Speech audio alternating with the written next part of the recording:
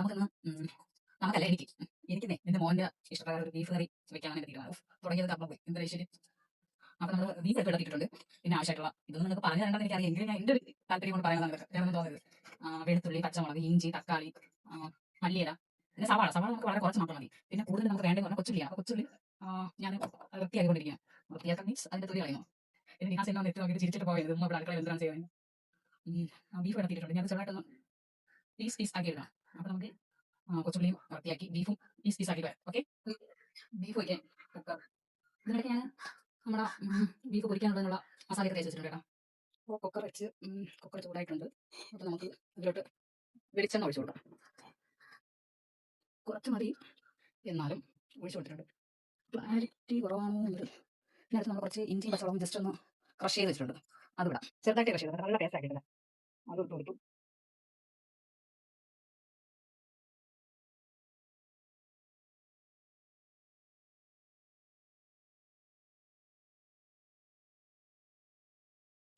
അപ്പോൾ തന്നെ വൃത്തിയാക്കി വെച്ചിരിക്കുന്ന ചെറിയ ഉള്ളി എടുത്ത് നമുക്ക് കുക്കറിലോട്ട് ഇട്ട് കൊടുക്കാം. അത് കുക്കറിലോട്ടിട്ട് ചെറിയതായിട്ട് ഒന്ന് വഴറ്റി കൊടുക്കണം, വശക്കി കൊടുക്കണം. ചെറുതായിട്ട് പറഞ്ഞാൽ നല്ല എന്തൊന്നും പോകണ്ട, ജസ്റ്റ് ഒന്ന് പച്ചവളത്തിൻ്റെ ഇഞ്ചിയും കൂടി ഇട്ട് ഒന്ന് ജസ്റ്റ് ഒന്ന് വഴറ്റിയതിന് ശേഷം നമുക്ക് നമ്മുടെ ഇതിനിടയ്ക്ക് നിഹാസ് വന്നിട്ടുണ്ടായിരുന്നു, അവന് വിശക്കണം എന്ന് പറഞ്ഞിട്ട്. അപ്പോൾ തലേദിവസത്തെ കുറച്ച് ചിക്കൻ കറി ബാക്കിയിട്ടുണ്ടായിരുന്നു. പിന്നെ അവന് ചിക്കൻ കറിയുടെ കൂടെ തന്നെ കഴിക്കാൻ പാലാടാണ്. നമ്മൾ ഇന്നും ഇപ്പോൾ പാലാടാണ് ഉണ്ടാക്കുന്നത്. കാര്യം വെച്ചാൽ മാവ് തീർന്നില്ല, പെരുന്നാൾ കുറച്ച് മാവ് ഇതുവരെ തീർന്നിട്ടില്ല. അപ്പോൾ ഈ മാവ് തീരുന്ന ദിവസം വരെ നമുക്ക് എപ്പോഴും രാവിലെ ഉച്ചയ്ക്ക് വൈകുന്നേരം ഒക്കെ പാലാട ആയിരിക്കും. അപ്പോൾ അവന് പാലാട ഉണ്ടാക്കി ആ മാവ് തീർക്കണം. അപ്പോഴത്തേക്ക് നമ്മൾ കൊച്ചുള്ളി അല്പം ചൂടായിട്ടുണ്ട്. അത് കഴിഞ്ഞിട്ട് അതൊന്ന് വശക്കി കൊടുത്തതിന് ശേഷം നമ്മുടെ ചിക്കനല്ല ബീഫ് അതിലോട്ട് ഇട്ട് കൊടുക്കണം. ഉള്ളി ഒന്ന് ചെറുതായിട്ട് ഇതായിട്ടുണ്ട്. അപ്പോൾ അതിലോട്ട് ബീഫ് നമ്മൾ ഇത് വെള്ളമൊന്നും സാധാരണ വെള്ളം ചേർക്കാതെ ആയിരിക്കും. നമ്മൾ തിരക്കി ഇടുന്നത് തീരെ വെള്ളമൊന്നും ചേർത്തില്ല. അപ്പോഴത്തേക്ക് പാലാട ആവുന്നുണ്ട്. അവൻ ഇതിൻ്റെ കൂടെ പാലാടയും ചുട്ട് കൊടുക്കുന്നുണ്ട്. ബീഫ് എല്ലാത്തിലും ഇട്ടതിന് ശേഷം അതിലോട്ട് അടുത്ത് ചെയ്യാമെന്ന് പറഞ്ഞാൽ മഞ്ഞപ്പൊടി, മുളക് പൊടി ഇടുന്നില്ല, മഞ്ഞപ്പൊടി, കുറച്ച് ഗരം മസാല, കുറച്ച് മസാലയുടെ ഇച്ചിരി പൊടി, ഇതെല്ലാം കൂടി ഇട്ട് ഉപ്പും കൂടി ചേർക്കണം കേട്ടോ. ഉപ്പും കൂടി ചേർത്ത് ഒരു 3 വിസിൽ കേൾപ്പിക്കണം. അതിനിടയ്ക്ക് ഒന്ന് പാലാട ഉണ്ടാക്കി കൊടുക്കുന്നുണ്ട്. നമ്മൾ ഇന്നലെ കാപ്പിക്ക് പാലാടായിരുന്നു കേട്ടോ. പിന്നെ നല്ല വെള്ളം പോയില്ല, അവിടെ വീട്ടിൽ തന്നെ പിന്നെ ഉണ്ടായിരുന്നു. അതിനിടയ്ക്ക് ഉപ്പ് കൂടെ ഇട്ട് കൊടുക്കുന്നുണ്ട്. ഉപ്പും കൂടി ഇട്ട് കൊടുത്ത് 2 ഇളക്കണം.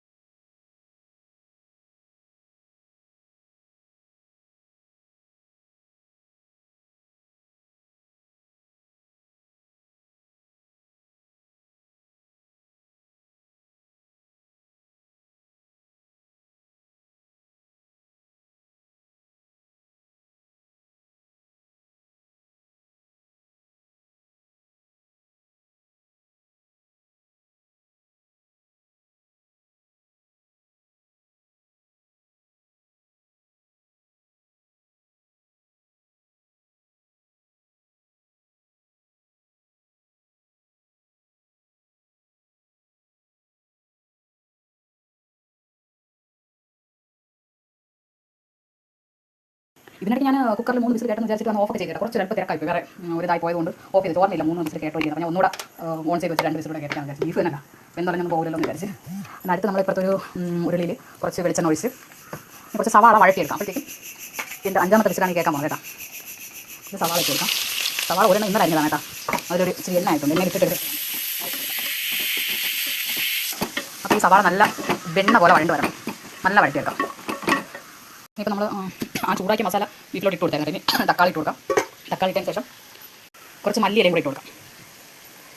മല്ലിയിലയും കൂടി ഇട്ട് കൊടുത്തിട്ട് ഇതൊന്ന് നല്ലപോലെ. ഇനി നമുക്ക് ചീനിച്ചട്ടി വെച്ച് ചീനിച്ചട്ടിയിലോട്ട് ഇച്ചിരി മുളകും മല്ലിയൊക്കെ വറുത്തെടുക്കാം. ഈ കുറച്ച് വയ്ക്കാം. ഈ ബീഫിലിടാൻ ആവശ്യത്തിന് മുളക്, മല്ലി,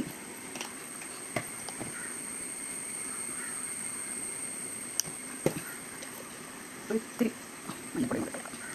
പേരി കരിഞ്ഞ് പോവാതെ ഒന്ന് ചൂടാക്കിയിടണം.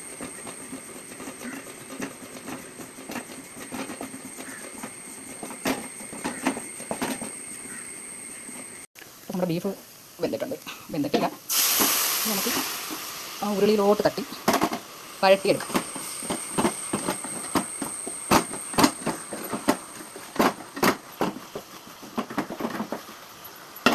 അടച്ചു വെച്ച് കഴിച്ചെടുക്കാം. ഇനി അടുത്ത് അടുക്കളയിൽ വന്നപ്പോഴേ ഞാൻ വീഡിയോ ഒന്ന് ഓണാക്കിയപ്പോഴത്തേക്കും 4 ഓടി ഓട്ടക്കണം. അപ്പോൾ ഇനി ബീഫൊന്ന് നല്ല രീതിക്ക് വരട്ടി കണ്ടപ്പോൾ എനിക്ക് പിന്നെ ചെയ്യാറുണ്ട്. ബീഫ് ഞാൻ കഴിക്കാന്നുണ്ടെങ്കിൽ ആംബുലൻസ് എടുത്ത് നിർത്തിയിട്ടുണ്ടെങ്കിൽ കുറച്ചൊന്ന് സെറ്റായി വരാനുണ്ട്. ഇതെനിക്ക് ഉപ്പുണ്ടോന്ന് ടേസ്റ്റ് ചെയ്യാൻ നോക്കാൻ പോലും പറ്റില്ല. ഉപ്പുണ്ടോ നോക്കാം, അരപ്പൊന്നും എടുത്ത് നോക്കാം. അല്ലാണ്ട് ബീഫ് ഒരു പൊടിയും കഴിക്കാൻ പറ്റില്ല. അപ്പോൾ ഇല്ല തക്കാളിയുടെ ചോറും മല്ലിയിലയുടെ പച്ചപ്പൊക്കെ ആയിട്ട് എൻ്റെ ബീഫ് അടിപൊളിയായിട്ടുണ്ട്. കാണാൻ പറ്റും. പറ്റുന്നുണ്ടോ? സൂപ്പറായിട്ടുണ്ട്, സൂപ്പർ. ഇത് ഞാൻ എൻ്റെ നിഹാസിലേക്ക് കൊടുത്ത് കൊള്ളാവെന്ന് നോക്കി, ബീഫൊക്കെ എന്ത് കേട്ടോ, കൊള്ളാവെന്ന് നോക്കിയിട്ട് പറയാം ഉപ്പൊക്കെ ഉണ്ടോ എങ്ങനെയാണ്. അങ്ങനെ വ്യക്തി പോയി ടേസ്റ്റ് ചെയ്യുന്നില്ല, വീഡിയോയിലാവും വരും കേട്ടോ. അതുകൊണ്ട് അവൻ ടേസ്റ്റ് ചെയ്തിട്ട് കൊള്ളാമെന്ന് പറയണം. കുറച്ച് ചെറിയ തീരിട്ട് വെച്ചേക്കാം. നിഹാസേ ഞാൻ വീഡിയോ ഓഫ് ചെയ്തു, നീ വാ. കണ്ട തോർത്ത് മൂടിയാണ് വന്നത്. അപ്പോൾ എന്തായാലും എങ്ങനെ ഉണ്ടെന്ന് അവൻ പറയുന്ന ഒരു റിവ്യൂ നമുക്കിടാം. കണ്ടോ, ബീഫ് വാങ്ങിയത് ഇങ്ങനെ എടുക്കാതെ അടച്ചിട്ട് വാങ്ങി. പെട്ടെന്ന് പറ, ഉപ്പൊക്കെ ഉണ്ടാ? ബീഫ് എന്താണല്ലോ അല്ല, ഇഷ്ടപ്പെട്ടാ എനിക്ക്? ഉറക്കെ പറയടേ, കൊള്ളാമോ? അത് നീ കഴിക്കുമെങ്കിൽ തിരിച്ചു തരൂ. കണ്ടോ, ഒളിച്ച് തന്നാണോ തന്നത്? ബീഫ് കഴിച്ചു നോക്കിയാ? അപ്പോൾ എൻ്റെ ബീഫ് പേരിട്ട് കൊള്ളാമെന്നാണ് എൻ്റെ മോൻ പറയുന്നത്, അടിപൊളിയായിട്ടുണ്ട്. അപ്പോൾ ഇനി അടുത്തൊരു ചെറിയ ബിരിയാണി വെച്ചിട്ട് അവന് കൊടുക്കാം. ബിരിയാണി വെക്കുന്നതിന് മുന്നേ നമുക്ക് വേറെ സംഭവമുണ്ട്. എന്താണെന്നറിയാമോ? ഈ നമ്മൾ നേരത്തെ കുറച്ച് മുന്നേ പെരട്ടി വെച്ചിരുന്ന ബീഫ് പൊരിക്കണം. അപ്പോൾ ബീഫ് വെച്ച് പൊരിച്ചിട്ട്, ബീഫ് കറിയല്ലല്ലോ അങ്ങനെ തിരിഞ്ഞു പോകുന്നു അതൊന്നും വിചാരിക്കരുത്, മുളക് പൊടിക്കാൻ തന്നെ ചാർക്കുക. അപ്പോൾ എന്തായാലും നമ്മൾ ബീഫ് ഒന്നുകൂടെ തുറന്ന് നോക്കാം.